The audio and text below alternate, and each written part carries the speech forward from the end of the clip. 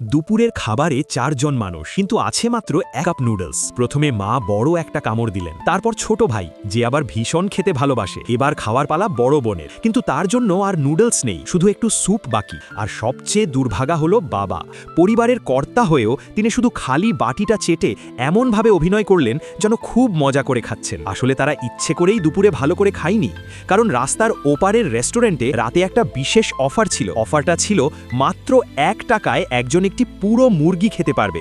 সন্ধ্যা হতেই পরিবারটা দৌড়ে রেস্টুরেন্টে গেল। তারা বলল, আমাদের 1 টাকার মুরগি দিন। কিন্তু ওয়েটার বলল, দুঃখিত, একজন শুধু একটি মুরগিই নিতে পারবে। তখন তারা বুদ্ধি করে আলাদা আলাদা টেবিলে বসে পড়ল। এতে করে প্রত্যেকে আলাদা গ্রাহক হিসেবে একটি করে মুরগি পাবে। কিছুক্ষণ পর খাবার এলো, কিন্তু প্লেট দেখে সবাই অবাক। এটা মুরগির প্লেট নয়, বরং একটা বড় বাটি ভর্তি লাল মরিচ।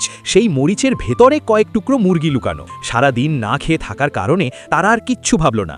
মরিচের ভেতর থেকে মুরগি খুঁজে খেতে শুরু করলো। কিন্তু বিপদ হলো, এগুলো ছিল ভীষণ ঝাল বিদেশি মরিচ।